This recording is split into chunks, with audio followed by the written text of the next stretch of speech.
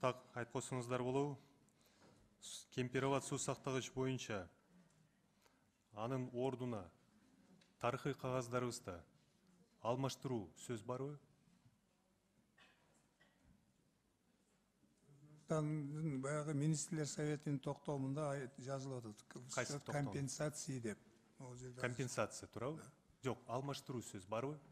Алмаштыруу деген андай эме болбойт да. Болбойт. Бул жерде биз кагаздарды окуп чыкканбыз, кылдатык менен бул жерде компенсация сөз болуп атат. Анан кийин тарыхый кагаздарга биз карасак, Усубалиевдин мөөнөтүнөн баштап 1962 жылдан баштап бизге Өзбек СССРдин КПСС кайрылды. Коюлган талаптарыбызга жараша биз пактаны өстүрүшүбүз керек, көбөйтүшүбүз керек деп ушул негизде бизге кайрылат. Туурабы? Ушундай болгонбу? Биздин тарабыбыз ушул негизде жооп берип атат.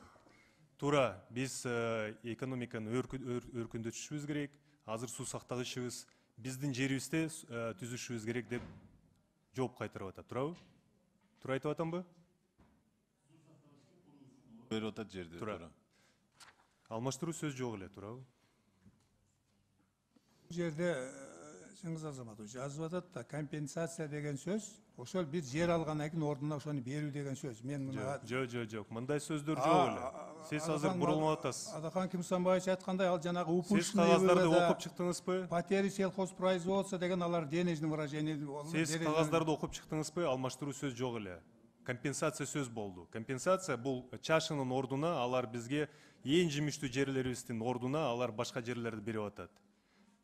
Биз ошол жерлерде башка өсүмдүктөрдү өстүрөбүз деп. Ушул максаты менен бизге компенсация жасаш керек болчу, бирок жасабай койду. 4000 гектар эле беришти. Анан кийин башка милдеттемелердин арасында сол тараптагы бизге каналдарды курайын деген.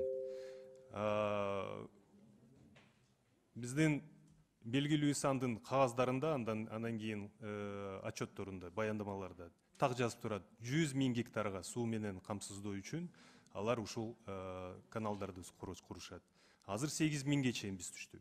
100 000, биз 100 000 жөн эле жерлер турат. Бизге эч кандай компенсация жасаган жок. Туурабы? Ушундай болгон. Чыңгыз Азаматович, мен айтып койсом болотпу? Анан кийин 1900.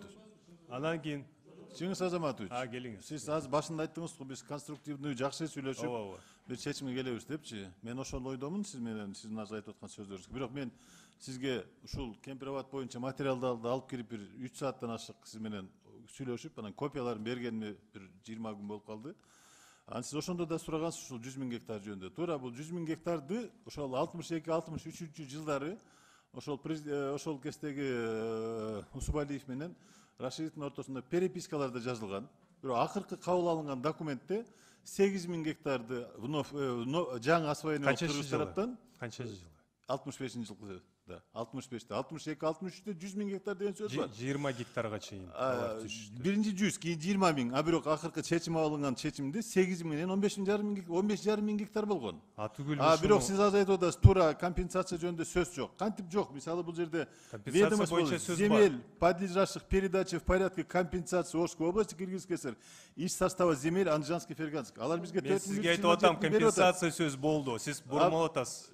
Неге бурмалап атам мен? Мен айтып атам, компенсация сөз болду. Счет затопления. Мен айткан жокмун. Кемпироватское водохранилище деп атабыз. Ошон үчүн болгондо бул ордуна берип атат. Замен алмаштыруу сөз жок. Жок, мен тескери эмес, мен туура айтып атам. Сиз тескери айтып атасыз.